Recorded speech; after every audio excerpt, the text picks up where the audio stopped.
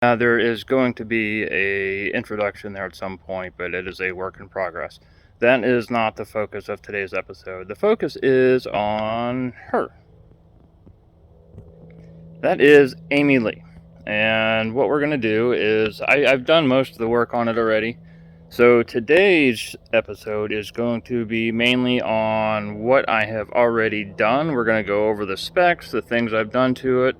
But right now, I have to go put it in storage because unfortunately winter is coming, and you can't tell by those trees, but there are other trees that are looking pretty naked right now. So I'm going to go put this thing in storage, and I will get back with you, and we will go over the details, what I've done, what I plan on doing this winter, and then we will go from there.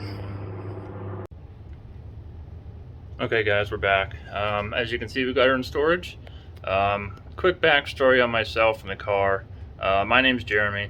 I am by no means a professional. I do not do this for a living as much as I would like to.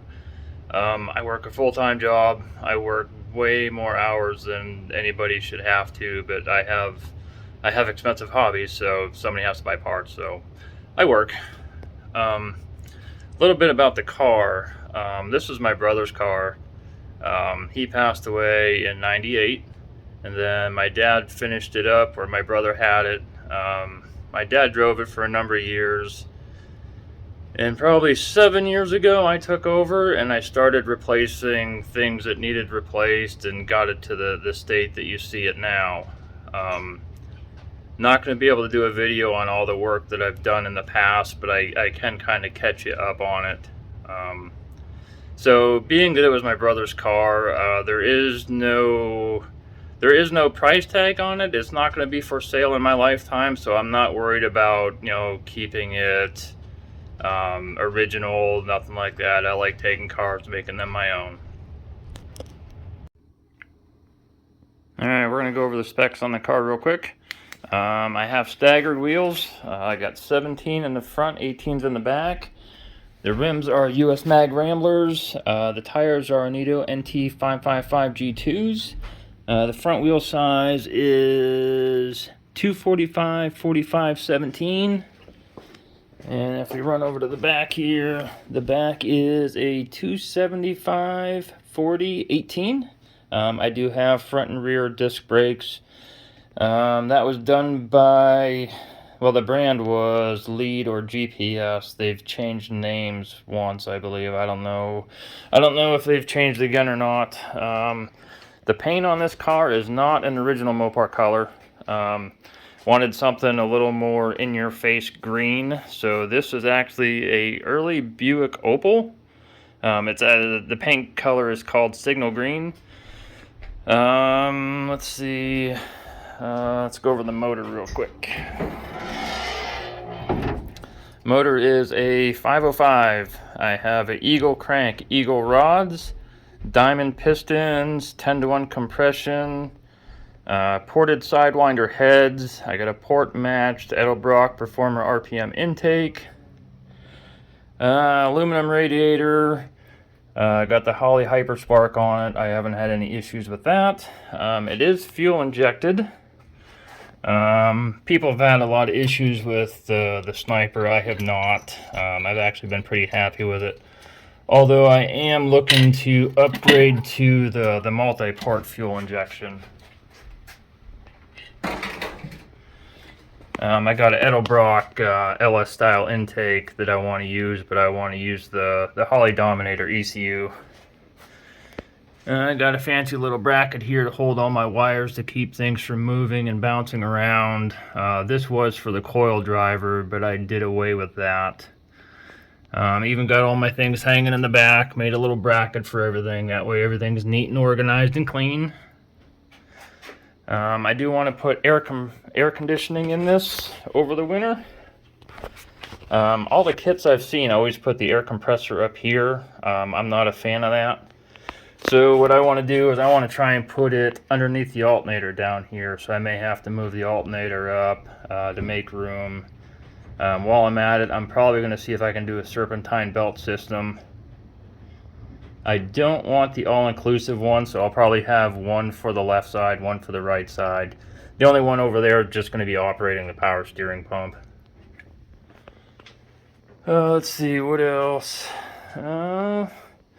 Let's go to the back. A lot of these panels have been replaced. Quarter panels on both sides, outer wheel wells, that little filler panel right there, that's been replaced. A lot of extensive work to the back of this trunk lid. I don't have good lighting here, so I'll see if I get my flashlight out. But this was all rotted out. I got pictures of it. I'll see about posting them in this video so you can see the in progress. I'm happy with how it turned out. Turned out great. Here you can see just how bad the rot was once I ground all the Bondo that was filling in the holes. The damage was pretty extensive. A lot of it had to be cut out to be replaced properly. I started getting measurements the best I could off of what was left to start making the repair pieces. The very back piece I did in 2 pieces because of the angles that were involved, and they had a slight radius on the very back panel. It was kind of a challenge to do, but I'm pretty happy with the way it turned out. Here's the final before the paint. I think it looks pretty good. Replaced the whole rear trunk, the floor, the filler panels. I replaced the rear frames, replaced the floor on the passenger compartment. I apologize for doing this with my phone. That's all I have to work with right now. And while I was at it, when I put the fuel injection in, I put one of these access panels. So whenever I have to get to either the sending unit or the fuel pump, I do not have to drop the tank, because I hate doing that. So that makes things a lot easier. See what else. My spare tires from the power tour trip, just in case I needed them, God forbid. Let's see, because yes, I did take it on the power tour trip this year. If anybody went on that, you know it was hot, which is why I want to get an AC this time, because I do not want to do that again. Let's go to the inside. Inside's kind of a mess right now. I do have front and rear seats out of a 2012 Challenger. The back seats still actually fold down the way they're supposed to. Doesn't really serve a purpose other than being cool for right now. But I figured that's how it was, so I'm going to leave it. I may end up putting a pass-through into the trunk for something. But in doing the back seat, I did have to make custom rear panels, because these back seats were actually quite a bit narrower. So I built those custom side panels. It's kind of hard to see because the lighting's terrible, but I'm pretty happy with how they turned out. I do want to add a cup holder right there, maybe a USB outlet, because we got kids that travel with us. I also have a custom center console, which does need a little bit of fixing here and there. It's starting to come apart, but that was my first attempt.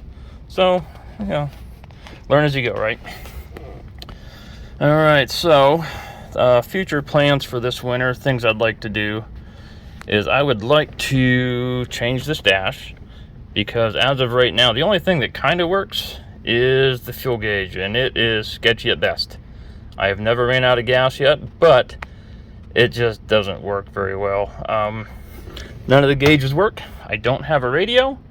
That is the other thing I would like to try and get done this winter, get my hand out of the way so it doesn't lose focus.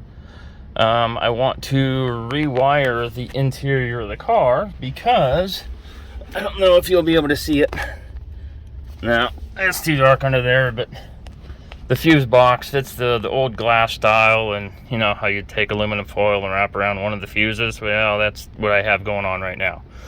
So I'd like to fix that, and eventually this winter I want to put AC in it, because yes, I went on the power tour this year, and if any of you went on that power tour, you know it was hot. So that is on my list of things to do. I actually have them written down over here. I'm going to get over here to my list. This is the list of potential things I want to do this winter. AC, stereo, rewire, new camshaft. I want to upgrade the EFI. I've had good luck with the Super Sniper, but I want to go to a multi-port fuel injection. I'm trying to get the best fuel mileage out of this as I can. So I want to go with the Edelbrock ProFlow 4XT, the LS style intake, but I want to use the Holley Dominator as the ECU. I want to paint the engine bay. I need to remove and replace the front window because it currently leaks down in these corners because, well, I can't do everything right the first time. It's a learning curve for me and it leaks, so I need to redo that. I want to tint the windows to help with the AC. I need to polish the glass for when I tint the windows. I need to check the transmission because I did pick up a little bit of a growl on the way back from the power tour. Mainly in 4th gear. It's not bad, but it's something I want to check out. I want to redo the front door panels so it matches the back door panels. I want to replace the dash cluster with something that actually works. And I have a US Car Tool chassis stiffening kit. I did put on the frame connectors, but I did not put anything else on it yet. So I'll try and get that done. And then when I put the AC on, I want to possibly put on a serpentine style belt. But whenever I put AC on, all the ones I see, they put the AC unit right here, like right out front, which I don't like. Which is, you'll learn as we go when I do these videos that I rarely do anything the easy way. So what I want to do is I want to put it down here under the alternator. I'm going to cram it down in that hole down there. I'll probably have to raise the alternator up to do that, to make some room. But I will figure that out as we go. So that's what I have planned. And then I'm going to do like a short video for each one because I don't want to make it too lengthy. I'm going to break them up, that way it's not dragging out. But that's my plan.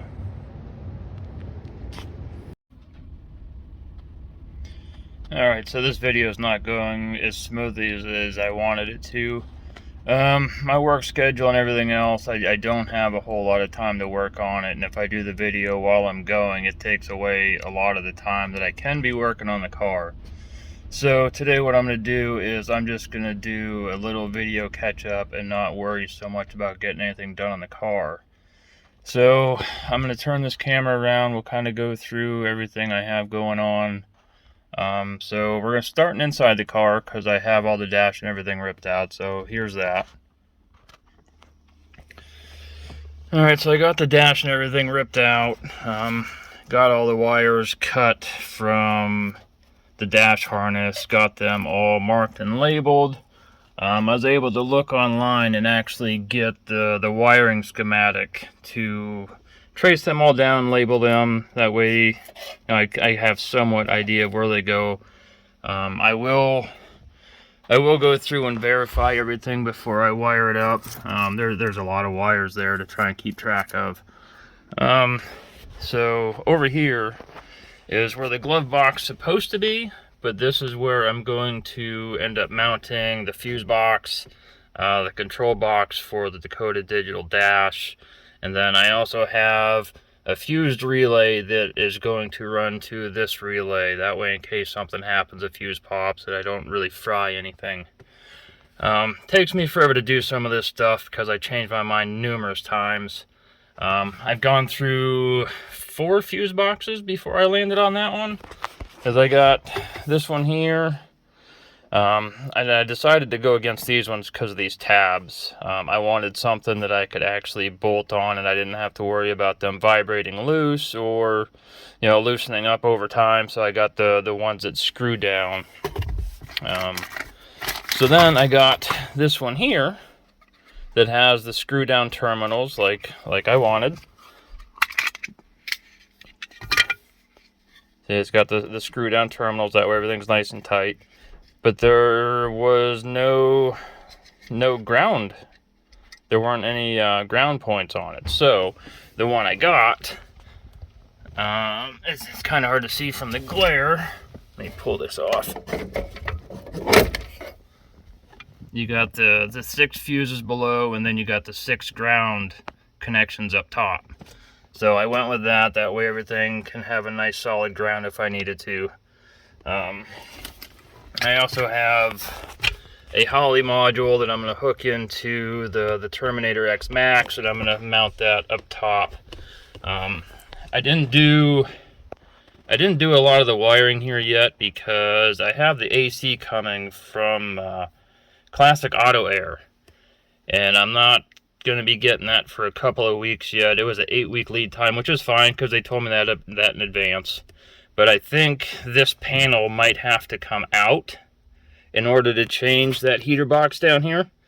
So I don't want to go in and wire everything just to go through and have to pull it all out and do it all over again. So I'm just kind of waiting there, and I'm kind of bouncing around doing what I can. So we will go up front and I'll show you what I have going on up there.